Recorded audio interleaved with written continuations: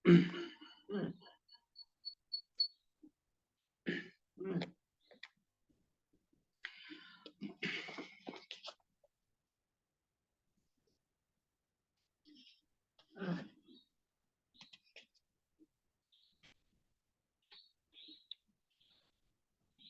bismillahirrahmanirrahim. Assalamualaikum warahmatullahi wabarakatuh. Waalaikumsalam warahmatullahi wabarakatuh. Alhamdulillah. Alhamdulillahilladzi ja'ala al-Qur'ana lisanan Arabiyyan tibyanan wa 'ajjala al-lughata al-arabiyya li fahmi al-Qur'ani wa sunnah miftahan wa bayanan. Asyhadu an la ilaha illallah an'ama bil lisani 'ala al-insan minnatan tawdihan. Wa asyhadu anna Muhammadan 'abduhu wa rasuluhu afsahun nasi lisanan wa bayanan.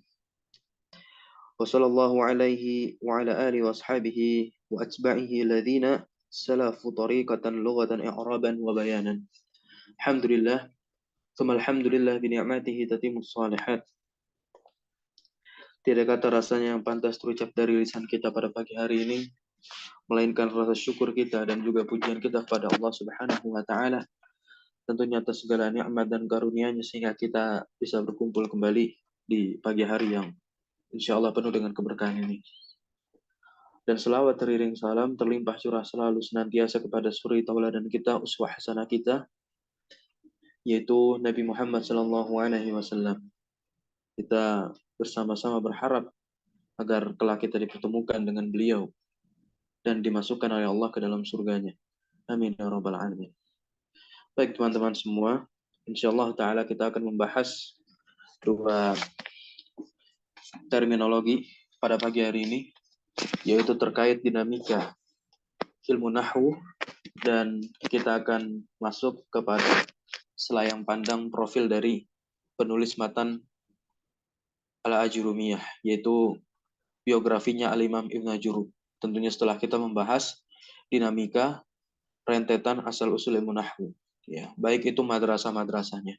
Ini penting sekali kita mengetahui ini di awal-awal kita belajar, karena nanti ketika di pertengahan pembelajaran kita akan mendapati istilah-istilah yang digunakan oleh ahli nahwu, dan istilah-istilah tersebut melekat pada konsep madrasah tertentu. Maka kalau kita tidak mengetahui pembagian atau dinamika persebaran terkait nahwu itu dari sisi madrasah-madrasahnya atau teman-teman menganggap mazhab-mazhabnya, begitu kita akan repot dan ya lebih banyak menemukan kesulitan. Baik teman-teman semua, bahwasanya kita telah mengetahui yang namanya mabadi asyrah kemarin. Kita telah mengetahui yang namanya mabadi asyrah, ya, tepatnya pada poin al-wadi'u, yaitu peletak, ya. Al-wadi'u, peletak dari ilmu nahwu ialah Abul Aswad Ad-Duwali. Abul Aswad Ad-Duwali. Nah, tentunya atas perintah dari siapa? Dari Khalifah Imam Ali bin Abi Thalib karramallahu wajhah. Maka di sini saya membuat khulasah sedikit sebelum kita nanti masuk kepada dinamika madrasah, pembagian konsep ilmu nahwu itu dari sisi madhab dan yang semisalnya persebarannya. Maka terciptanya istilah nahwu ini berawal dari kalimat perintah yang keluar dari lisannya Imam Ali bin Abi Thalib karramallahu wajhah. Tatkala beliau memerintahkan siapa? Abul Aswad Ad-Duwali. Kenapa beliau memerintahkan? Karena banyak sekali fenomena-fenomena yang didapati oleh Abul Aswad Ad-Duwali. Ya. Nah, dan banyak sekali riwayat yang mengatakan fenomena apa yang didapati oleh Abul Aswad Ad-Duwali dan kalimat apa yang dilontarkan oleh Al-Imam Ali bin Abi Thalib karramallahu wajhah kepada Abul Aswad Ad-Duwali ini. Ya. Namun di antara fenomena yang kami dapati dari berbagai pembelajaran yang telah kami lewati, baik dari guru-guru kami, pernah salah seorang guru kami memberikan fenomena ini, ya, bahwasanya ketika Al-Imam, maksudnya Abul Aswad Ad-Duali, ya, mendengar ucapan putrinya, ya, putrinya Abul Aswad Ad-Duali. Apa yang dikatakan oleh putri Abul Aswad Ad-Duali yaitu ya abati wahai ayahku, ya. Beliau menggunakan uslub ta'ajub. Ya, bagi teman-teman yang sudah belajar nahwu, ma ya asyaddul harri, ya, ma asyaddul harri. Bulan apakah yang paling panas dari ini? Ya, ini pertanyaan ya, bukan uslub ta'ajub karena salah harokatnya. Ini pertanyaan. Ma-nya ma istifham, makanya domah isim yang terletak setelahnya. Asyadul harri. Ya, bulan apa yang paling panas? Maksud dari perkataan putrinya kepada Abul Aswad. Kemudian Abul Aswad pun mengatakan, ya, syahrun najirun. Ya, syahrun najirun. Yaitu bulan Safar. Ya, alhamdulillah ternyata bertepatan pada bulan kita saat ini ya, yaitu bulan Safar. Nah, padahal yang dimaksudkan, perhatikan baik-baik. Perhatikan yang dimaksudkan oleh putrinya. Padahal yang dimaksudkan oleh putrinya ini bukanlah kalimat pertanyaan, melainkan kalimat ta'ajub.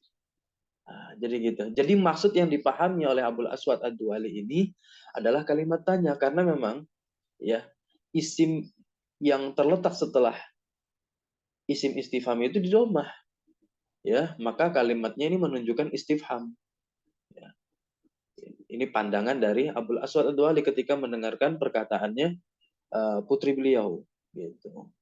Kemudian ya Abul Aswad pun mengoreksi dengan mengatakan kalau memang betul ya engkau wahai putriku ingin mengatakan kalimat takjub, maka katakanlah seperti ini misalkan ya, ma asyaddal harri ya, atau harro.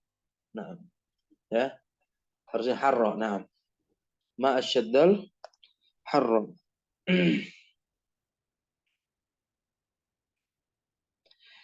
Betapa panasnya saat ini, ya, betapa panasnya cuaca, gitu ya. Kemudian dalam riwayat lain yang kami dapati, bahwasanya yang dikatakan oleh putrinya juga ta'ajub, ya, ya abati ma ahsanus sama'i. Nah, ini salah lagi, harusnya ma ahsanus sama'a, ya.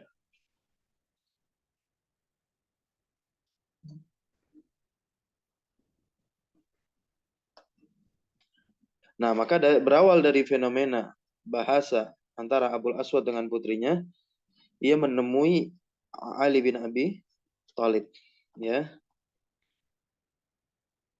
untuk membukukan disiplin ilmu nahwu ini.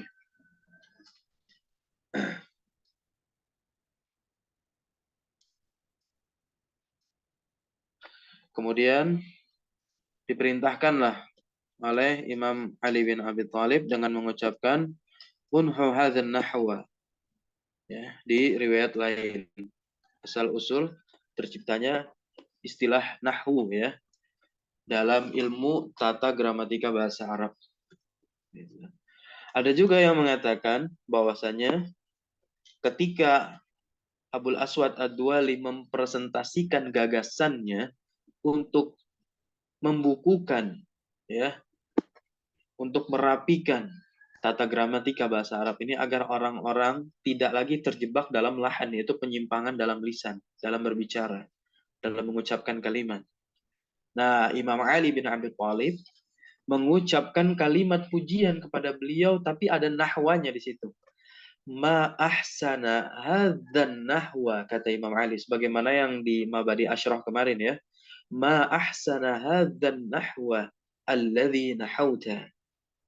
Ya, bagus sekali, betapa indahnya ya permisalan ini yang engkau contohkan.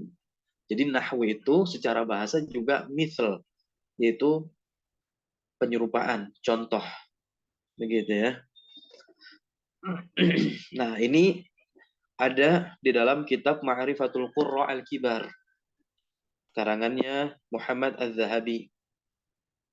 Nah, yang tadi itu yang saya cantumkan di Mabadi Asyrah. Nah, jadi berangkat dari kata nahwu yang terucap dari Imam Ali inilah adanya istilah ilmu nahwu yang kita kenal saat ini, ternyata itu salah satu disiplin ilmu bahasa Arab yang mengajarkan kita bagaimana cara menghukumi akhir suatu kata, atau lebih ringkasnya yaitu ilmu yang mengajarkan kepada kita terkait tata gramatika bahasa Arab agar tidak terjatuh kepada lahan, ya. Nah, perhatikan, ya, Abul Aswad ini siapa? Abul Aswad. Abul Aswad merupakan seorang ulama dan juga hakim di Basrah. Nah, ada kata-kata Basrah nih teman-teman semua. Berawal dari sini ya. Nah, Basrah menjadi madrasah pertama. Ya. Jadi dalam permasalahan ini mungkin seringkali kita mendengar yang namanya mazhab Basrah dan mazhab Kufah. Ya. Maka di sini saya lebih condong menggunakan diksi madrasah, teman-teman, ya. Madrasah Basrah, madrasah Kufah, dan madrasah lainnya nanti setelah madrasah Basrah Kufah ini. Kenapa demikian? Sebetulnya tidak salah juga dikatakan mazhab, tapi sedikit kurang tepat, ya.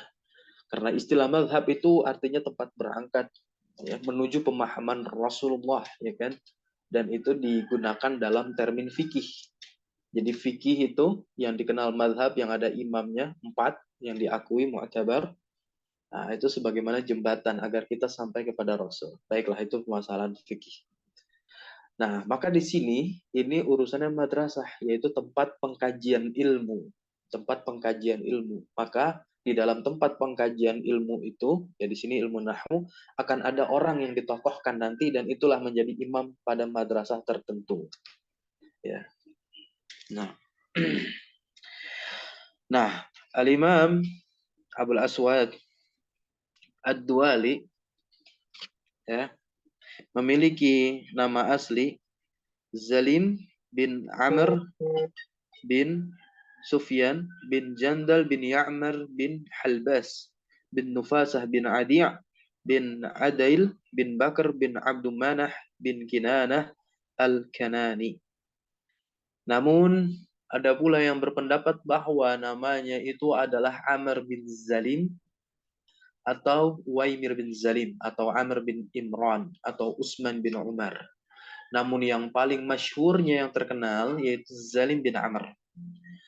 Nah, Abul Aswad, ya, merupakan seorang ulama yang luas ilmunya, ya, yang dimana beliau selalu dikedepankan dalam segala hal. Dia merupakan seorang tabi'in. Ingat, Abul Aswad seorang apa? Seorang tabi'in. Ya, tabi'in yang bertemu sahabat. Gitu.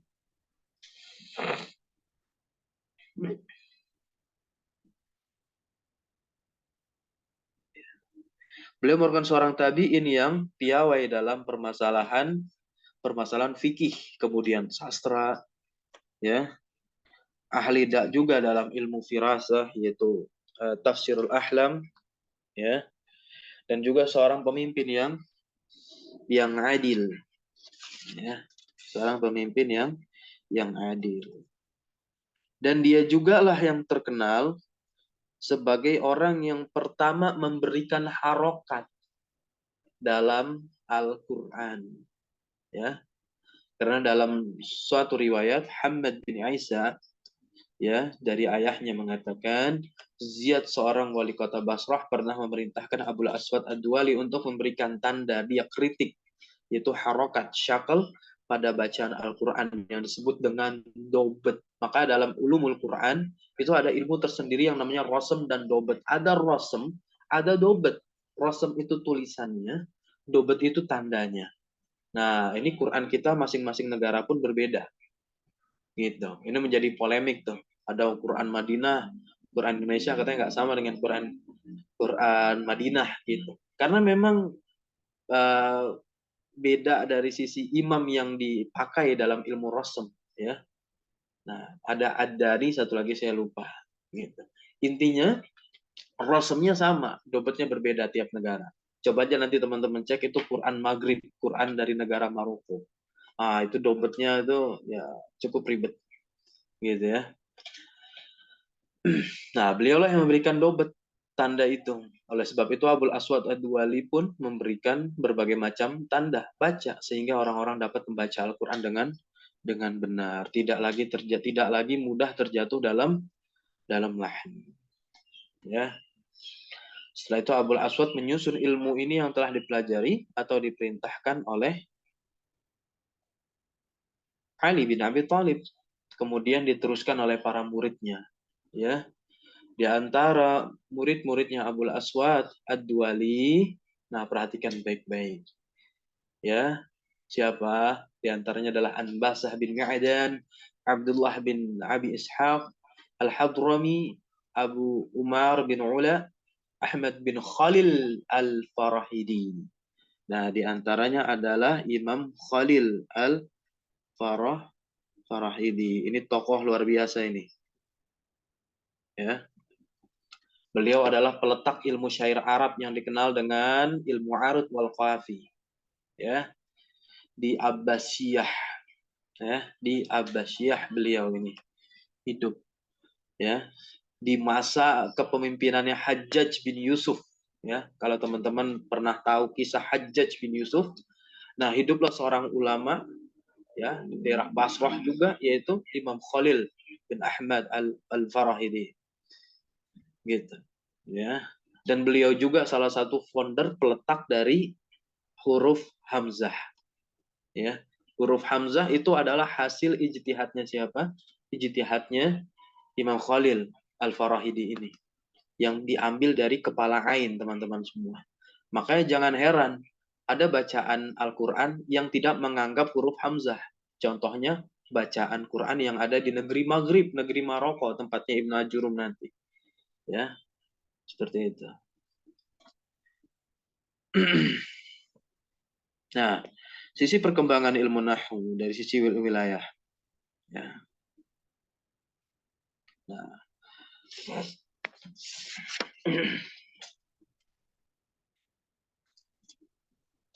Nah, jadi sejatinya madrasah sintaksis Arab itu sejatinya ada 5, teman-teman. Ada 5. Yang pertama tentu adalah madrasah Basroh. Salah satu orang yang ditokohkan yang menjadi acuan dalam keilmuan di madrasah Basroh itu dikenal dengan namanya yang luar biasa, Sibawayh. Al-Imam Sibawayh. Ya. Kemudian nanti ada madrasah Kufah. Kemudian nanti ada madrasah Baghdad. Ada madrasah Andalusia dan ada madrasah Mesir. Ya, ini bisa teman-teman cek, rujuk di dalam kitab Al-Madaris An-Nahwiyah. Al-Madaris An-Nahwiyah karyanya Syauqi Daif. Ya, karyanya Syauqi Daif. Ya, judulnya Al-Madaris An-Nahwiyah. Nah, beliau konsisten itu menggunakan diksi madrasah, tidak menggunakan diksi mazhab. Ya. Nah, madrasah Basrah ini merupakan madrasah perdana dan pertama. Ya, karena di kota di kota Basrah lah disiplin ilmu sintaksis Arab, yaitu ilmu gramatika Arab nahwu yang kita kenal ini dirintis pertama kalinya. Ya, sosok pertama itu siapa? Al-Imam Abul Aswad Ad-Duwali di bawah bimbingan dan arahannya siapa? Imam Ali bin Abi Thalib karamahullah wajhah. Kemudian dilanjutkanlah ya oleh murid-muridnya, yaitu siapa saja tadi? Ada Imam Anbasah Al-Fi'al, ada Imam Abdurrahman bin Hurmus, ada Imam Maimun Al-Aqran, dan yang beberapa tadi yang telah disebutkan. Ya, nah Al-Imam Anbasah ini juga tokoh yang luar biasa. Ya, beliau bernama Anbasah bin Ma'dan yang dikenal dengan nama Al-Fil. Ya, dijuluki Al-Fil yang berarti gajah karena ada seorang pemilik gajah bernama Ziyad. Nah, ini ada kisah tersendiri. Ya. Dan tentunya para pakar generasi berikutnya ya di kota Basrah. Sampailah salah satu orang yang menjadi pakar luar biasa di kota Basrah, yaitu namanya Al-Imam Sibawayh. Ya, Al-Imam Sibawayh. Ada yang tahu siapa itu Imam Sibawayh? Ya. Jadi beliau adalah seorang ulama nahwu yang menulis kitab masterpiece ya. Nah, ini kitabnya ini, Alkitab, judulnya Alkitab. Luar biasa. Dan 5 jilid ya, dan itu udah disyarah oleh ulama menjadi sekitar 10 sampai 11 jilid. Nama beliau itu adalah, kunyahnya itu Abu Bishr. Kunyahnya Abu Bishr, Amr bin Utsman bin Qanbar Al-Farisi Al-Basri. Imam di bidang sintaksis Arab. Ya. Beliau lahir di kota Syiraz. Ya, Imam Sibawayh ini lahir di kota Syiraz. Di masa mudanya beliau menuntut ilmu di Basrah. Ya, di Basrah. Beliau memiliki karya yang sangat fenomenal ya, kitab Sibawayh, Alkitab namanya yang tadi telah kami tunjukkan. Ya. Dan beliau ini cukup muda, terbilang muda ya masa hidupnya. Ya, karena beliau, ada yang mengatakan beliau hidup sampai di umur 32 tahun.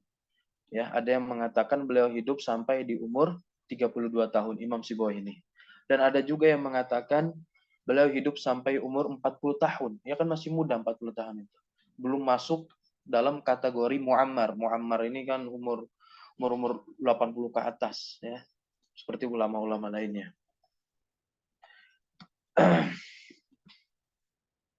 Dan beliau wafat pada tahun 180 Hijriah. Ya. Itu ada di kitab Usulun Nahwi Al-Arabi. Bisa dicek di kitab Usulun Nahwi Al-Arabi. Atau kalau mau yang lebih panjang lagi terkait tarikh, itu ada di kitab Syiar Alam An-Nubalah. Nah, Imam Sibawayh ini siapa? Imam Sibawayh ini adalah muridnya Imam Khalil bin Ahmad Al-Farahidi, teman-teman semua. Ya. Imam Khalil ini tadi muridnya siapa? Abul Aswad Ad-Duali. Gitu. Nah, muridnya Imam Sibawayh. Nah,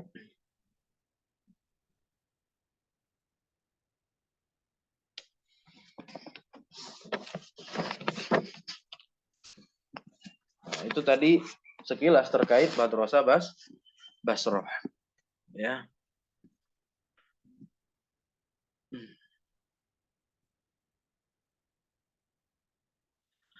Kemudian Madrasah Kufah, teman-teman. Ya, sedikit kita secara ringkas Madrasah Kufah. Ya. Madrasah Kufah ya, itu juga memiliki beberapa tokoh, teman-teman semua. Madrasah Kufah ya. Di antara tokohnya itu ada yang bernama Imam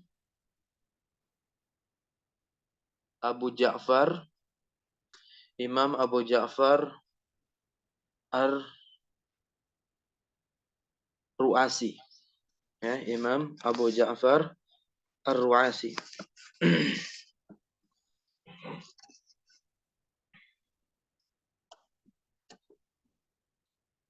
Kemudian yang kedua adalah Imam Al-Kisai. Nah, ini ya luar biasa ini. Beliau ini Al-Imam Al-Kisai.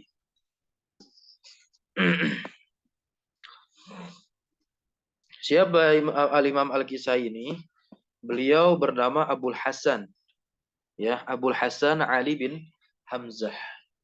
Al-Imam Al-Kisai ini berdarah Persia, teman-teman semua. Berdarah Persia. Ya. Beliau lahir di Kufah ya pada tahun 119 Hijriah dan wafatnya pada tahun 189 Hijriah. Al-Imam Al-Kisai ini salah satu tokoh kiroat ya. Imam kiroat dia. Imam kiroat dalam bacaan Al-Quran. Kalau kita kan merujuknya kepada riwayatnya Imam Asim. Ya. Perawinya siapa? Hafiz. Hafiz an Asim.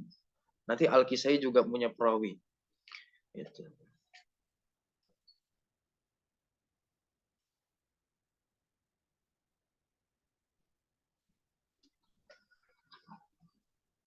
Nah, ini juga bisa teman-teman cek di dalam kitabnya Usulin Nahwi Al-Arabi. Ya, kitab Usulin Nahwi Al-Arabi karya Mahmud Sulaiman Yaqut. Itu luar biasa.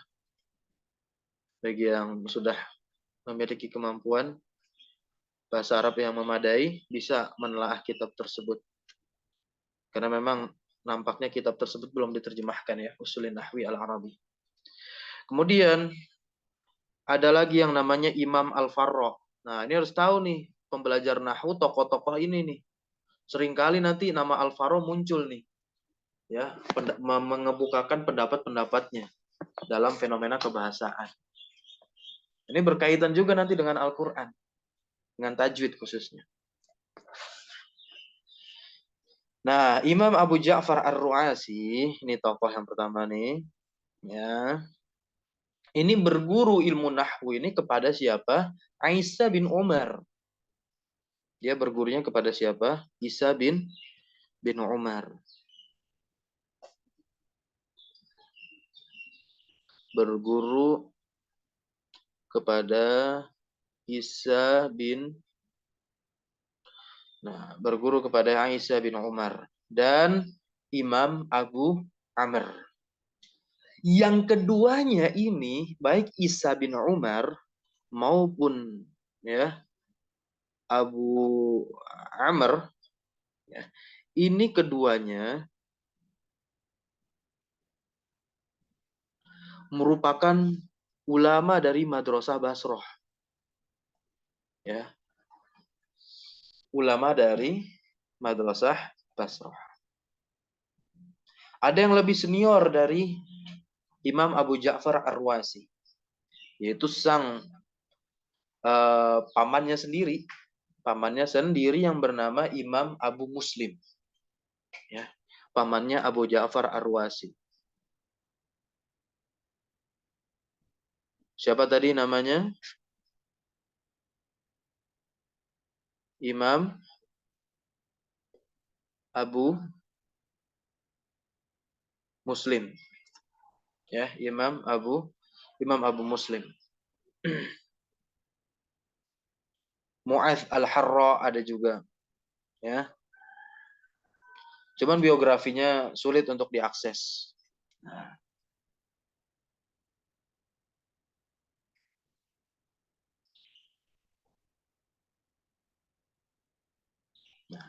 Nah, namun yang menjadi figur di Madrasah Kufah ini adalah Imam Kisai dan Imam Al-Farra.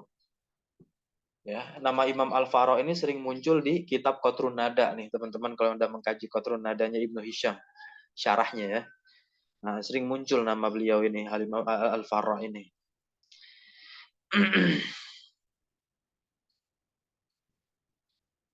Karena memang mereka berdua ini yang menyusun kaedah yang terbilang cukup kontras lah, berbeda dengan Madrasah Basrah. Gitu. Ya, di mana dengan adanya dua orang ini, Madrasah Kufah ini menjadi madrasah yang independen, tidak lagi berinduk kepada Madrasah Basrah. Jadi berdirilah Madrasah Basrah. Tokoh yang ditokohkannya adalah Al-Imam Al-Kisai. Jadi kalau dikatakan siapa imam nahwu dari Madrasah Kufah, jawabannya Imam Al-Kisai. Siapa tokoh atau imam nahwu dalam Madrasah Basrah? Yaitu Imam Sibawayh. Kalau dari Kufah Imam Kisai, kalau dari Basrah Imam Sibawayh. Nah, kemudian kita masuk pada Madrasah Baghdad. Ya. Madrasah Baghdad. Para pemukanya terdiri dari, ya bisa dibilang alumni ya. Alumni Madrasah Basrah ya, namanya Madrasah Basrah ini madrasah yang pertama ya kan. Nah, tapi juga Madrasah Kufah,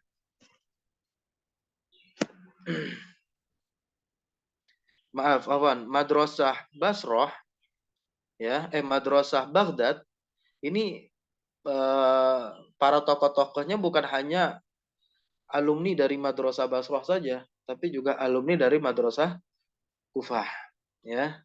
Siapa di antaranya? Nah, Madrasah Baghdad ya. Madrasah Baghdad. Nah, di antara tokohnya itu adalah Imam Abu Ali Al-Farisi. Imam Abu Ali Al-Farisi. Ya, Imam Abu Ali Al-Farisi. Yang walaupun oleh sebagian kalangan ya dianggapnya sebagai bagian dari Madrasah Basrah ini. Ya. Namun dari sisi kenyataannya, di kemudian hari beliau mencetuskan pendapat-pendapat yang independen, yang mengedepankan bahwasanya ini loh Madrasah Baghdad. Ya. Yang berseberangan tentunya dengan pendapatnya Madrasah Basrah dan juga berseberangan dengan pendapatnya Madrasah Kufah. Baik, ini hanya satu nama ini sih yang terkenal dari Madrasah Baghdad. Walaupun ada beberapa nama ya sebetulnya. Baik, kita masuk ke Madrasah Andalusia, teman-teman. Ya. Madrasah Andalusia.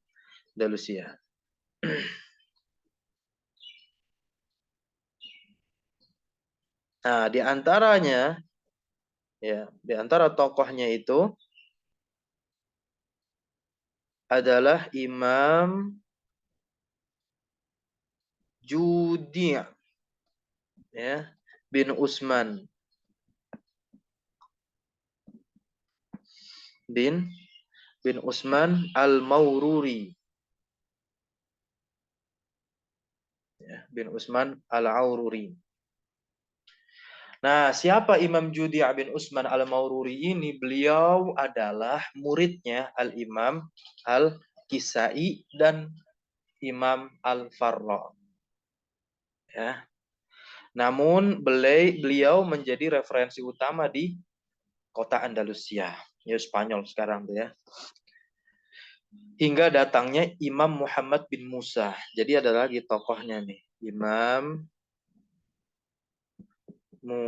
Muhammad bin Musa. Ya, Imam Muhammad bin Musa.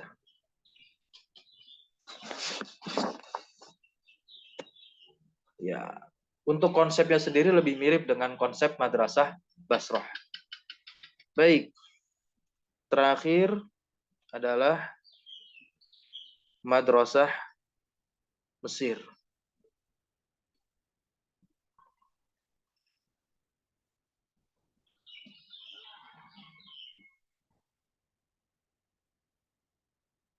Ya. Nah, untuk Madrasah Mesir, konsep sintaksis Arab, yaitu konsep nahwunya, ini lebih kental dominan kepada Madrasah Basrah. Karena memang lantaran para pendahulunya, tokoh-tokohnya itu di negeri Mesir ini, yaitu ada yang terkenal namanya Imam Abdurrahman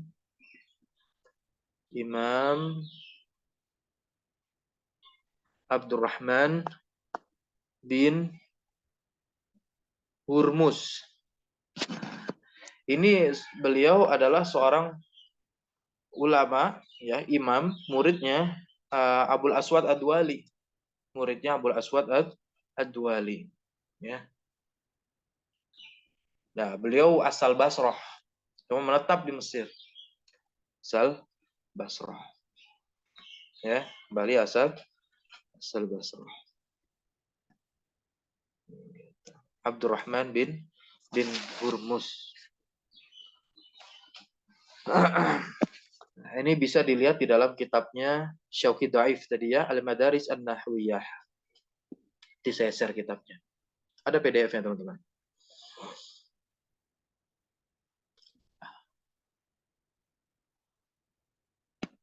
Nah, jadi itulah beberapa dinamika ilmu nahwu. Nah, ilmu nahwu yang sempat dicapai pada masa Yahya bin Ya'mur dan Nasr bin Asim. Nah, ini juga murid-muridnya tuh, penerus-penerus dari Abul Aswad Ad-Duali. Maka adanya penambahan, ya, pembukuan beberapa istilah nahwu di antaranya rofa, nasab, jar, tanwin, dan i'rab, istilah i'rab. Nah, pada masa Yahya bin Ya'mur dan Nasr bin Asim. Ada yang mengatakan Nasr bin Asim ini yang mengurutkan huruf hijaiyah. Ya, alif bata saja akhir. Asalnya urutannya bukan seperti itu, abajada. Yang kita kenal dengan urutan alfabet kita A, B, C, D. Kemudian juga yang kedua, terjadinya kajian komprehensif terhadap sebagian ya pokok bahasan ilmu nahwu. Ya, dan yang ketiga digunakannya pendekatan nahwiyah pada masalah-masalah ilmiah di kalangan para ulama.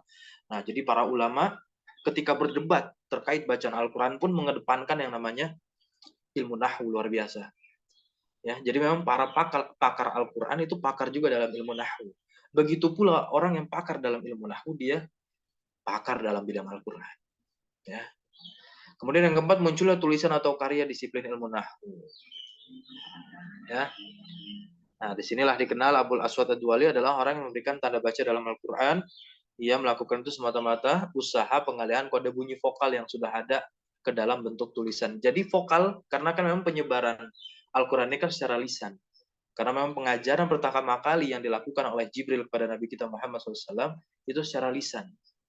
Ya, jadi melalui vokal saja. Nah, beliau tuliskanlah, dibukukan oleh Imam Abul Aswad Ad-Duali. Gitu. Konsepnya ya. Kalau untuk tulisan Al-Quran tersendiri itu kan memang sudah ditulis di zaman Nabi oleh Zaid bin Sabit. Walaupun tidak terkumpul secara rapi. Nah, apa yang dilakukan oleh Yahya bin Ya'mur dan Nasr bin Asim pun masih membentuk beberapa istilah dan belum sampai kepada generalisasi.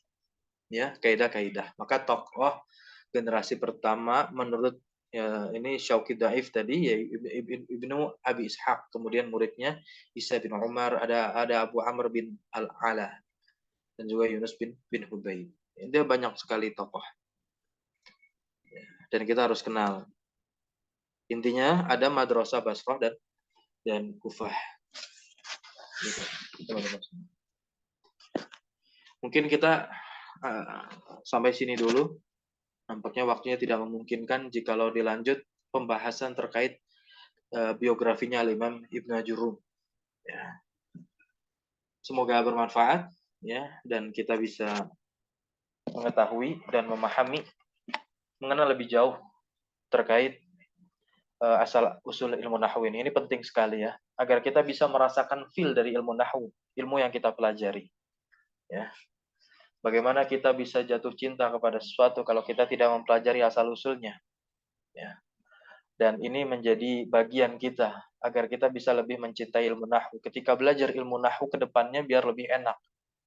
Walaupun nanti di pertengahan jalan ada gangguan, ya, gangguan merasa kesulitan, tapi yang namanya sudah suka dan cinta, kesulitan itu menjadi sebuah tantangan, ya. Tantangan yang harus dihadapi, bukan tantangan yang harus dihindari. Itu kalau orang yang sudah suka. Yaitu tidak lain ketika dia telah mengetahui asal usulnya. Bagaimana rentetan sejarahnya, ya, dan dia meresapi di setiap momen atau fenomena-fenomena yang terjadi pada masa itu.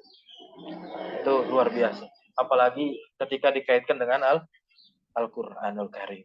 Ya, berkaitan ilmu nahwu ini nanti dalam ilmu tajwid. Sampai-sampai seorang ulama pakar qiraat pun mengatakan seharusnya para pengajar Al-Qur'an itu belajar bahasa Arab. Bahkan ada yang lebih tegas lagi, kalau mau belajar Al-Qur'an yang bisa bahasa Arab, maksudnya yang menguasai ilmu nahwu. Nah, bagaimana caranya dia bisa mencontohkan bacaan yang benar gitu ya. Kalau ilmu nahwu tidak, ya ntar malah lahan terus. Dia berbicara lahan tapi dia sendiri jatuh ke dalam lahan, yaitu penyimpangan dalam pelafalan. Ya, penyimpangan pelafalan itu bukan dari si pelafalan saya tapi dari si mana pun luar biasa.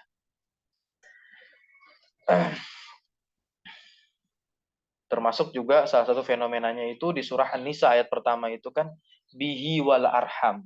Kalau kita lihat arhama, tapi nanti ada yang mengatakan arhami gitu. Ya seperti qiraatnya siapa? Imam Hamzah. Seperti qiraat Imam Hamzah, arham di situ yang akhir ayat pertama surah An-Nisa bukan arhama, tapi arhami. Ma'atuf kemana? Ma'atufnya ke domir. Bihi, hi. Karena terletak setelah huruf jar. Arhama ini kan, ya karena dia kan ma'atuf pada maf'ul bih. Gitu ya. Nah, baik. Barakallahu fiqh. Mungkin itu yang bisa kita dapati pagi hari ini. Semoga bermanfaat. Kita cukupkan dengan membaca doa kafaratul majlis. Subhanakallahumma wa bihamdika asyhadu an la ilaha illa anta astaghfiruka wa atubu ilaik. Jikalau ada yang ingin ditanyakan, silahkan ditanyakan di grup, diskusikan di sana.